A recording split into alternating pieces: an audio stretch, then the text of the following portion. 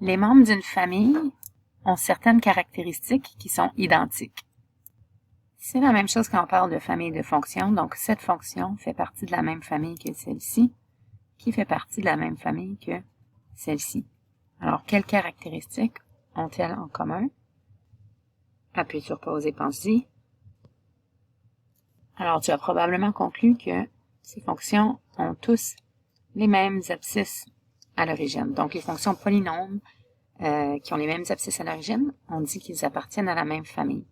Alors, si on nomme ces zéros à 1, à 2, à 3, et ainsi de suite, alors elles ont tous ces facteurs en commun si on écrit une équation pour cette fonction du 5e degré sous sa forme factorisée. Ce qui différerait serait le coefficient dominant, je vais l'appeler P. Alors, ce serait la même chose pour n'importe quelle fonction polynomiale de degré n. Dépendamment du degré, on aurait un différent nombre de facteurs. Alors, si je sais que une fonction appartient à une certaine famille de polynômes, je pourrais déterminer son équation exacte si je connais évidemment ses racines, mais je devrais aussi connaître au moins un autre point sur mon graphique, parce que sinon, ça pourrait être n'importe quelle de ces fonctions polynômes-ci. Alors, pour trouver la valeur de P, je dois connaître un autre point sur ma fonction. Alors, on va aller voir des exemples. Peut-être prendre en note ici que ce serait l'équation d'une famille de fonctions qui admet les zéros à 1, à 2, à 3, ainsi de suite. Alors, ça sera souvent notre point de départ. Alors, commençons avec une fonction du second degré. On sait qu'elle admet les zéros 2 et moins 3, cette famille. Donc, on cherche à déterminer une équation qui représente la famille. Alors ici, puisque j'ai les zéros 2 et moins 3, je sais que mes facteurs seront ainsi x moins 2x plus 3. Et il y aura plusieurs fonctions possibles qui feront partie de la famille. Ce qui va varier, c'est mon coefficient dominant. Donc, on va l'appeler P. Alors, P peut être n'importe quel nombre réel. Alors, pour la question B, en fait, j'ai juste à écrire n'importe quoi. Donc, il y a une infinité de réponses possibles. Mais ce serait ici deux exemples de fonctions du second degré qui appartiennent à cette famille-là.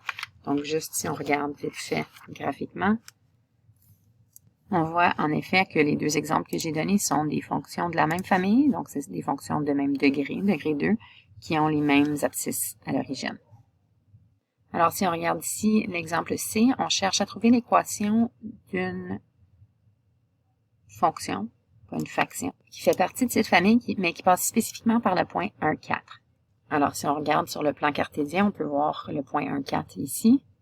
Alors, ce qu'on voudrait en fait, ce serait l'équation d'une fonction qui passe par ces mêmes deux points, donc ayant les mêmes abscisses à l'origine, et qui passe par le point 1, 4. Donc, comment est-ce que je peux trouver l'équation de cette fonction que je viens d'esquisser en vert?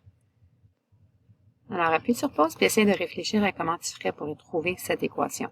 Allons voir la solution. Donc, on sait qu'on cherche une fonction de cette famille. Donc, on peut commencer par écrire l'équation générale de toute famille. Et puis, ce qu'on cherche, en fait, c'est le coefficient dominant. Et je sais que ça passe par le point 1, 4.